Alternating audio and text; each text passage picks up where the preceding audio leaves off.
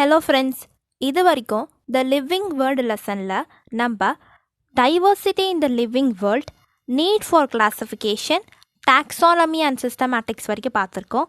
So இந்த வீடியோவில் 3 domains of life பற்றி பார்ப்போம். வாங்க, நம்ம 3 டொமைன்ஸ் ஆஃப் லைஃப் பற்றி தெரிஞ்சதுக்கு முன்னாடி ஃபர்ஸ்ட் முன்னாடிலேருந்து இப்போ வரைக்கும் என்னென்ன கிளாஸிஃபிகேஷன்லாம் வந்திருக்கு, எப்படி எதை பேஸ் பண்ணி அது கிளாஸிஃபை பண்ணியிருக்காங்க, யார் ப்ரப்போஸ் பண்ணியிருக்காங்க, இதெல்லாம் பற்றி தெரிஞ்சுக்கணும். ஓகேவா? First 2 kingdom of classification. இதை ப்ரப்போஸ் பண்ணவர் நம்மளுக்கு எல்லாருக்கும் நல்லாவே தெரியும். யாரும் இல்லை, கெரோலஸ் லினேயஸ். எப்போ பண்ணியிருக்காருன்னு பார்த்தீங்கன்னா 1758 பண்ணியிருக்காரு. ஸோ இவர் பிளான்டே அண்ட் அனிமேலியா இந்த 2 கிங்டம் தான் யூஸ் பண்ணி கிளாஸிஃபை பண்ணியிருக்காரு. Next 3 kingdom of classification. இதை யார் ப்ரப்போஸ் பண்ணார் பார்த்தீங்கன்னா ஏர்னஸ்ட் ஹேக்கல். எப்போ பண்ணியிருக்காருனா 1886 அந்த இயரில் பண்ணியிருக்காரு.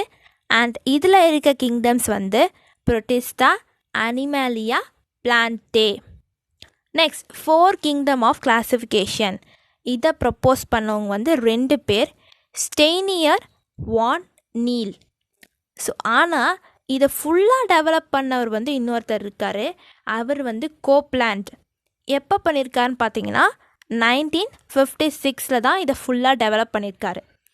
ஸோ நெக்ஸ்ட்டு நம்ம எதுக்கு போகிறோன்னா 5 கிங்டம் ஆஃப் கிளாஸிஃபிகேஷன். இது one of the most famous and important classification.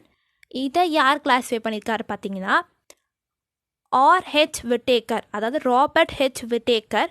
எப்போ பண்ணியிருக்காருனா 1969 அப்போ பண்ணியிருக்காரு. என்னென்ன அந்த 5 கிங்டம்ஸ் பார்த்தீங்கன்னா Monera, Protista, Fungi, Plantae, Animalia. So ஒரு கிளாஸிஃபிகேஷன் பண்ணுறாங்கன்னா அதுக்குன்னு ஒரு சம்திங் அவங்க ஏதாவது பேஸ் பண்ணி தான் அதை கிளாஸிஃபை பண்ணுவாங்க.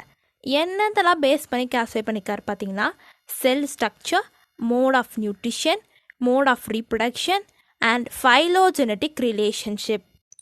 ஸோ இப்போ இந்த cell structure, mode of nutrition, mode of reproduction, phylogenetic relationship ஒரு கிங்டத்துலேயும் எப்படி டிஃபர் ஆகுதுன்னு பார்ப்போம். First Monera. மொனீராவில் செல் டைப் என்னவா இருக்குன்னா ப்ரோகேரியாட்டிக்காக இருக்குது. ப்ரோகேரியாட்டிக்னா என்னன்னு தெரியும். It has not well defined nucleus and it does not possess a membrane bound organelle. அதாவது அதோட நியூக்ளியஸ் அவ்வளோ டெஃபினட்டாக இருக்காது. அதாவது இம்ப்ராப்பர் நியூக்ளியஸ் இருக்கும். இன்னும் டெவலப் ஆகாத நியூக்ளியஸ் வச்சுருக்கிறது வச்சுருக்குன்னா ஒரு செல், அதை தான் நம்ம ப்ரோகேரியாட்டிக் செல் அப்படின்னு சொல்லுவோம். அண்ட் அதில் இருக்க ஆர்கனில்ஸில் மெம்ப்ரைன் இருக்காது.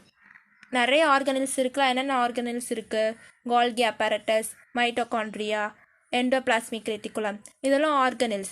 ஸோ அதுக்கெலாம் மெம்ப்ரைனே இருக்காது. அதனால not possess and membrane bound organelles அப்படி சொல்கிறாங்க. ஸோ அந்த மாதிரி இருந்தால் அந்த செல்லை தான் நம்ம ப்ரோகேரியாட்டிக் சொல்கிறோம். ஸோ இதுக்கு ஜஸ்ட் ஆப்போசிட்டாக இருந்தால் அதை தான் யூகேரியாட்டிக் சொல்கிறோம். ஸோ மொனீராவில் ஃபுல் அண்ட் ஃபுல் என்ன தான் இருக்குது? ப்ரோகேரியாட்டிக் டைப் ஆஃப் ஆர்கானிசம் தான் இருக்குது. நெக்ஸ்ட் இதோட செல் வால். செல் வால் எப்படி மேட் ஆயிருக்குன்னு பார்த்தீங்கன்னா நம்ம பிளான்ட் செல் வால் எதில் மேட் ஆயிருக்கு? செல்லுலோஸில் மேட் ஆயிருக்கு. பட் இந்த மொனீரா இந்த கிங்டத்தில் இருக்கிற எல்லா ஆர்கானிசத்துக்கும் செல்வால் எப்படி இருக்குன்னா நான் செல்லுலோசிக் அப்படின்னா செல்லுலோஸால் மேட் ஆகலை, வேறு ஏதோ ஒரு சப்ஸ்டன்ஸால் மேட் ஆயிருக்கு. அந்த சப்ஸ்டன்ஸ் என்னதுன்னா பாலிசாக்கரைட்டால் தான் மேட் ஆயிருக்கு. தென் பாடி ஆர்கானிசம் பார்த்தீங்கன்னா செல்லுலார், அதாவது செல் லெவலில் தான் இருக்குது. இன்னும் அது ஆர்கனோ இல்லை டிஷ்யூ லெவலுக்கோ போகலை. Next mode of nutrition autotrophic and heterotrophic ரெண்டுமே இருக்குது. நெக்ஸ்ட் புரோட்டிஸ்டாவில் செல் டைப் யூகேரியாட்டிக்னா நான் சொன்னேன். நெக்ஸ்ட் செல் வால் சிலதில் தான் இருக்குது, ப்ரெசன்டிசம். நெக்ஸ்ட் பாடி ஆர்கனைசேஷன் செல்லுலார், இதுலேயும் செல்லுலாராக தான் இருக்குது. மோட் ஆஃப் நியூட்ரிஷன் பார்த்தீங்கன்னா ஆட்டோட்ராபிக் அண்ட் ஹெட்ரோட்ராபிக். இதுலேயும் ஆட்டோட்ராபிக்காகவும் இருக்குது, இல்லை ஹெட்ரோட்ராபிக்காகவும் இருக்குது. நெக்ஸ்ட் ஃபங்கைலையும் யூகேரியாட்டிக் செல் வால் ப்ரெசண்ட் ஆகிருக்கு, but made up of chitin. Next body organisation வந்து மல்டி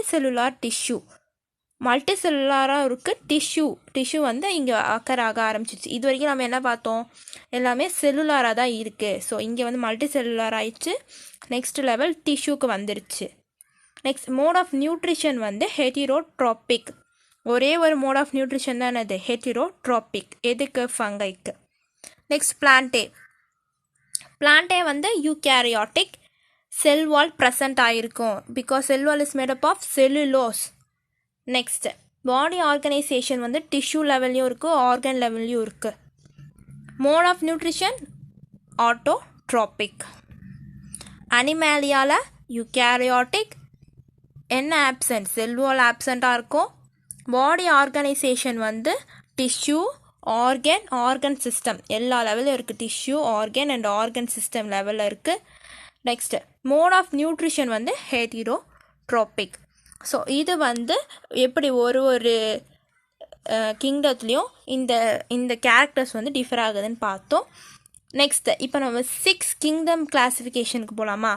6 கிங்டம் கிளாஸிஃபிகேஷனில் வந்து என்னெல்லாம் இருக்குது? பாக்டீரியா இருக்குது, ஆர்க்கியா இருக்குது, புரோட்டிஸ்டா, ஃபங்கை, பிளான்டே, அனிமேலியா. இந்த 6 கிங்டம் ஆஃப் கிளாஸிஃபிகேஷனை தான் நம்ம 3 டொமைன் கிளாஸிஃபிகேஷன் அப்படி சொல்கிறோம். ஸோ இதில் வந்து இந்த 3 டொமைன் கிளாஸிஃபிகேஷன் வந்து எப்படி கண்டுபிடிச்சாங்கன்னு பார்த்தீங்கன்னா, advancement and molecular techniques and biochemical assay, இதுதான் வந்து இந்த நியூ கிளாஸிஃபிகேஷனுக்கு ஒரு ஹெல்ப்ஃபுல்லாக இருந்துச்சு. இதை கண்டுபிடிக்கிறதுக்கு ஒரு ஹெல்ப்ஃபுல்லாக இருந்தது வந்து இந்த மாலிகுலார் டெக்னிக்ஸும் பயோகெமிக்கல் அஸ்ஸேயால் தான். ஸோ நிறைய அட்வான்ஸ்மெண்ட்ஸ் வர இந்த மாதிரி கிளாஸிஃபிகேஷன்ஸ்லாம் நிறைய கண்டுபிடிச்சாங்க. ஸோ இந்த 6 கிங்டம் ஆஃப் கிளாஸிஃபிகேஷனை தான் நம்ம வந்து 3 டொமைன்ஸ் ஆஃப் கிளாஸிஃபிகேஷன். டொமைன்னா என்னதுன்னா, இது ஒரு டாக்ஸான் நம்ம என்னன்னே பார்த்தோம். ஸோ அந்த மாதிரி டொமைனும் ஒரு டாக்ஸான், பட் இது வந்து கிங்டத்தோடைய ஹையர் பொசிஷனில் பிளேஸ் பண்ணுற ஒரு taxon. Next 7 kingdom system. 7 kingdom சிஸ்டத்தில் நம்ம ரெண்டு சூப்பர் கிங்டம் இருக்குது. ஒன்று வந்து ப்ரோகேரியோட்டா, இன்னொன்று வந்து யூகேரியோட்டா. ப்ரோகேரியாட்டிக் கிங்டம்ஸ் யாருன்னு பார்த்தீங்கன்னா, யூபாக்டீரியா அண்ட் ஆர்கிபாக்டீரியா.